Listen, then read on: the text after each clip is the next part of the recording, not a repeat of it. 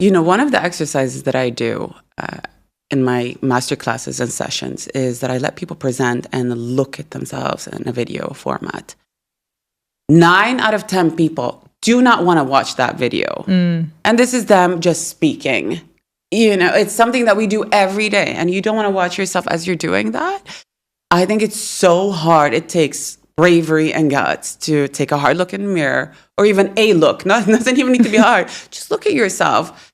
Quick glance. Yeah, like what's going on? Do I feel good in my own body? Am I safe? Does this feel right? And then go, no. What am I going to do about that? No. And this is where friends and accountability partners are amazing, because they will tell you. They love you so much, they'll tell you as it is. So you do share how public speaking is a way to meet your insecurities. And I think that, a lot of people look at public speaking and go, it's not for me. I never want to do it. I never want to be on stage. But from what you've just shared, and I know this from the first time I edited my own podcast, and I was like, oh my God, I can't listen to my own voice. And so many people have that experience. Like when I have them on the show, if it's like friends or family, and then we watch it together, they just like panic and shrivel up inside. Yeah. So talk to me about how somebody listening who's got no interest in doing public speaking, I'm doing that in quote unquote marks for everyone not watching video. Because everyone does speak publicly. Right, okay, that's a whole nother segue. Yeah. But in terms of like how we traditionally look at public speaking, being on stage. Yeah. Talk to me about some more of the exercises you do and how that can actually help someone in daily life, not just to get up and practice for a TED Talk. Oh, there's so many things I want to say, and I'm excited about this question.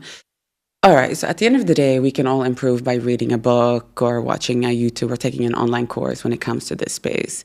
But the reason people come to me is because I'm noticing what is said and not said. And then I'm helping you also look at yourself and explore who you are. One of the things that I tend to do is we start off with an elevator pitch.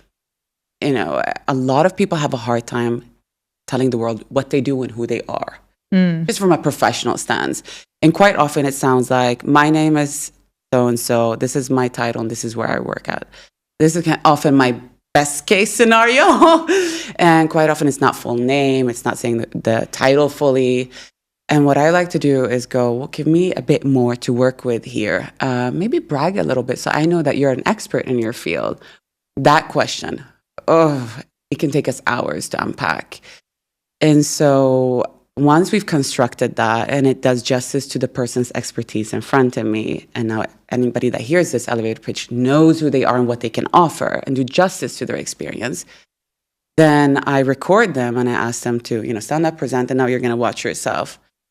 Oh, so much happens in this moment where I don't feel comfortable bragging about myself. You're not bragging, you're just telling us what you do. You're helping me. So if I need your services or your expertise, I know who to reach out to. I'll give you an example of something that happened yesterday.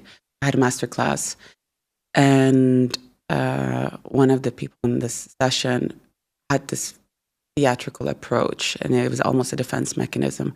Let me go up and pretend that I'm somebody else, and I'm this super happy person. And actually, it worked. It was fine. It's enjoyable to listen to. But I went, whoa, time out. Let's do this differently. Let's try something else, right? So this has worked her whole career. So this is why I'm saying it's fine, but let's try something else. And there's something else. I went, forget that everybody else is here in the room. Just talk to me and take a breath. Nobody's watching. Just tell me what you do. And she started answering.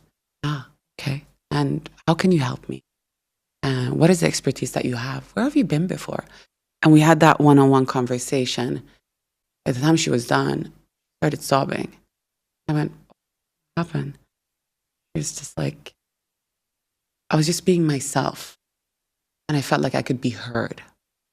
So this is what it means when you meet your insecurities and allow yourself and your own voice to be heard, your authentic self to be heard. And there is a transition through it. This is why we tend to be first a bit mechanical. I do the mechanical stuff in the beginning. This is how you present, and these are the structures. All right. And then we move into, well, why don't you make it your own now? Play with it. All right. So you said I should sound like this, but how about if I sound like this or that or whatever that might be?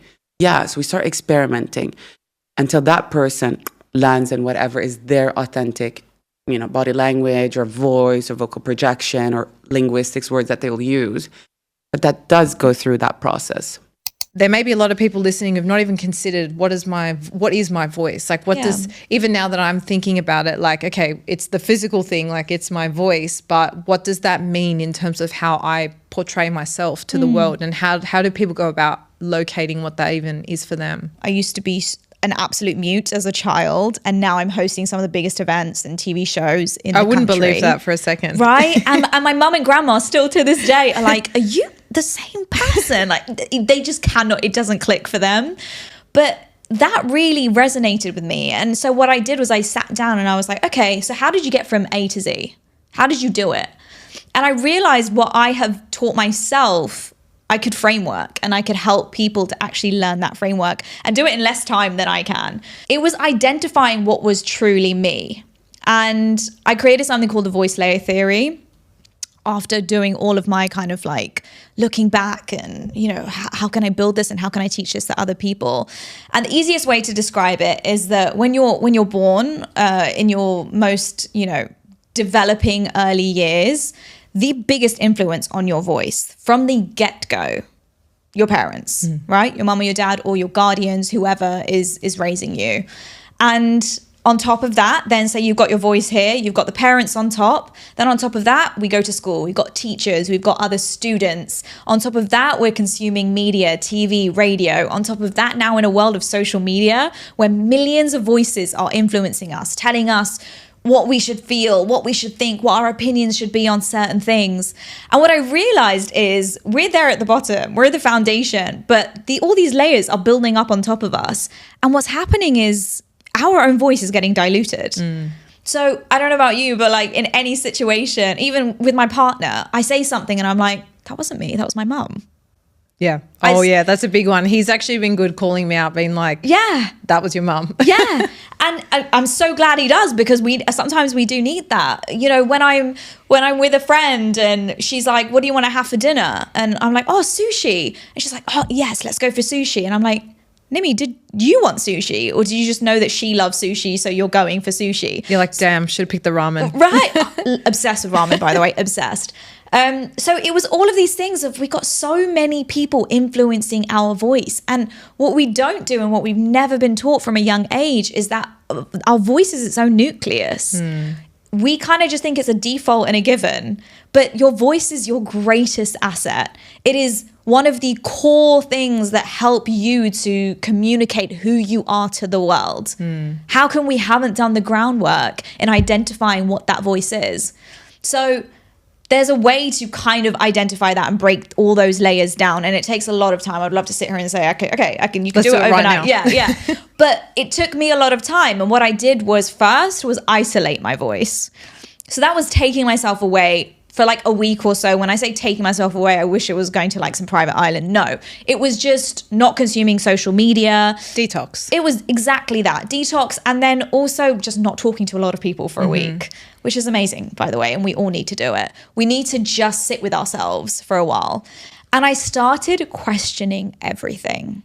Question everything. If you walk away with anything, if you're listening right now and you walk away with anything today, is just question every decision you make, every thought you have, every opinion and feeling you have. Why do I feel that way?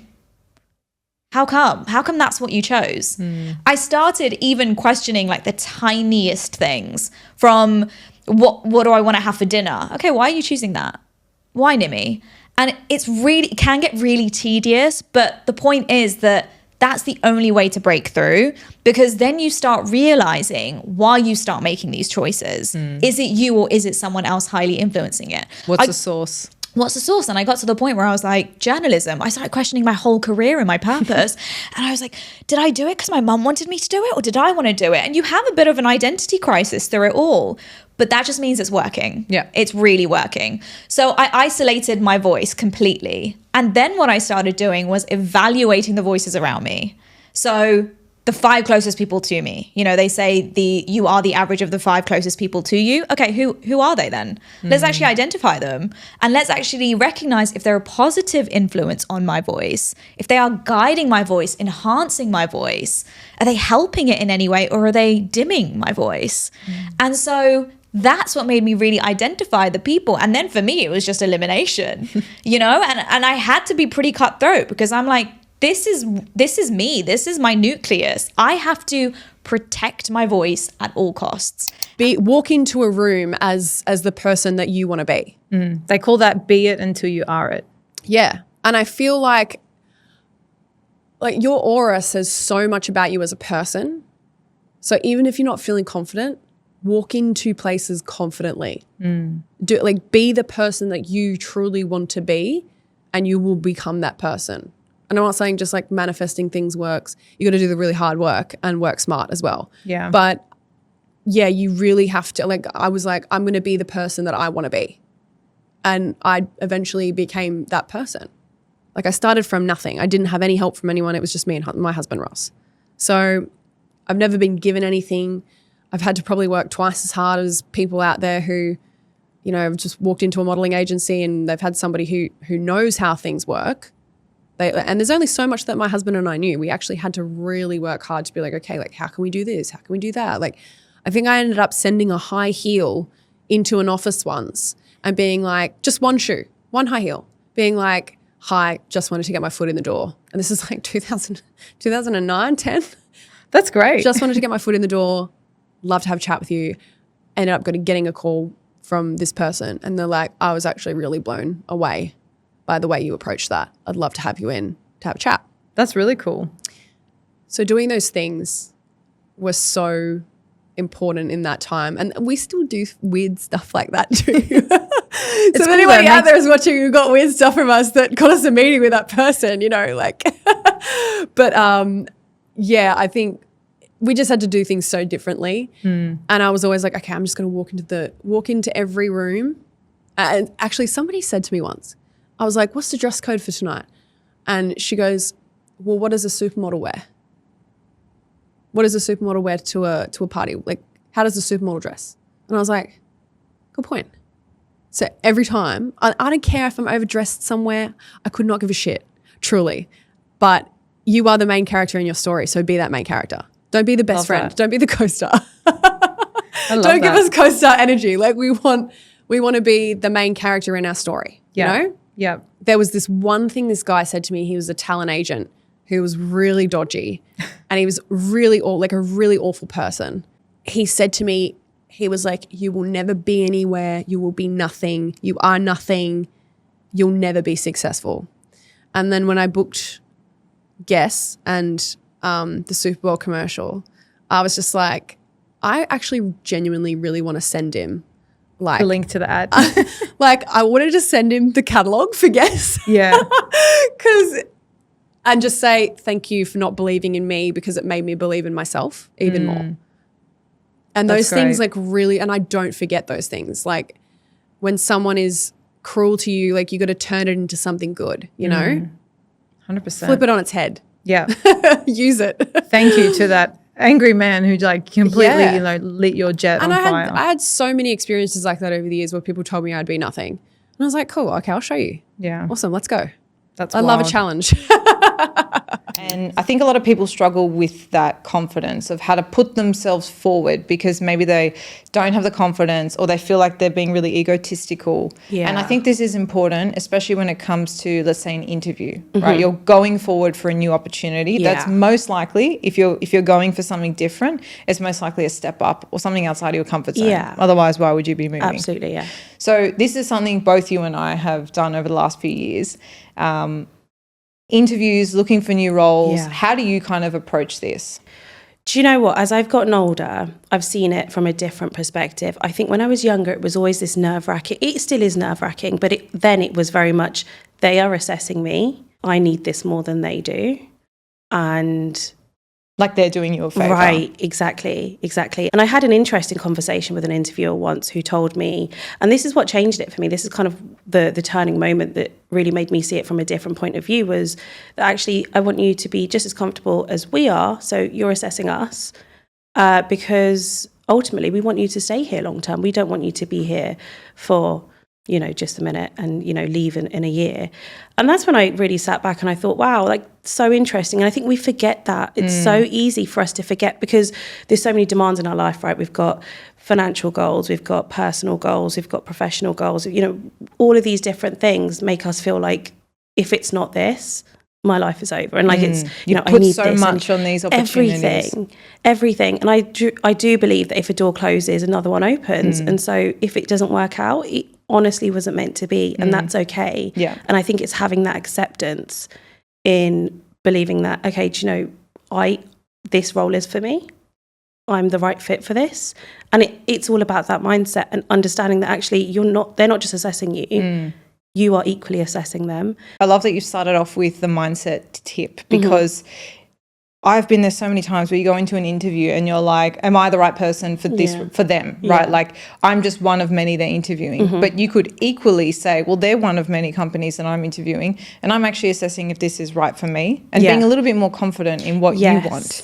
And I think that comes with actually knowing what it is you want. I've been in a lot of situations where I've had performance reviews, up to the yearly mark. It goes incredibly. They're so happy. Everything's great. Not a single mention of pay rise is brought up, right? Yeah, I've been there. And you're waiting and you're waiting. And it doesn't come up. And then it's the end of the meeting. So how would you go about bringing up the conversation of pay? And then we can negotiating after that. So, you've got to be confident enough to raise it yourself. That's the truth. Ultimately, the employer may not want to discuss it. They may not even have it in mind. And I think it's also okay to say, on my next performance review, I'd like to discuss the potential of looking at my salary and increasing it. And I think when you say it, you make eye contact, you say it with confidence, and you maintain that eye contact because you believe it. You've got to believe Practice it in the mirror. Absolutely. Yeah. Practice it in the mirror, say it to yourself. And, it is a really nerve-wracking thing to do because there's so many other employees. Why are you worthy of this particular pay rise? Like, what sets you apart from everybody else who's working just as hard as you are, perhaps if not more? You don't know what everybody's working on in terms of projects. You've got to believe in it. You've got to know and set your value. And if you think that you are worth more, then you must ask for it. That's the truth. As soon as I turned 18, I invested in implants and I was so happy with them because I was like, yay, I finally feel sexy. I finally feel confident. And I really threw myself into like modeling. So this was like back in the day when like men's magazines were like a thing. Well, there was like magazines. So I was doing lots of work for, Zoo and Ralph and FHM and that kind of stuff. And really, I feel like I felt that the more external validation I got from others, the more confident it made me feel. But I guess there was always a part that just I didn't quite feel whole. So, I constantly felt like I was chasing and chasing and chasing. And that kind of showed up in so many different ways, like with choosing the wrong people in relationships or the wrong type of men, friendships, social circles, things just never quite felt aligned for me. And now I really understand why. But it wasn't until I gave birth to my beautiful daughter I gave birth to my daughter right in the middle of COVID. So not only was like, oh my gosh, you're a mum now, your whole life has turned upside down. It was like you now have to just sit inside and like deal with it and not have any social interaction. You completely cut that external validation. Totally, yeah. And I was going through a huge thing. So I think there was just years and years and years of different types of trauma and interesting things that have popped up over time that it had been so easy for me to distract myself from.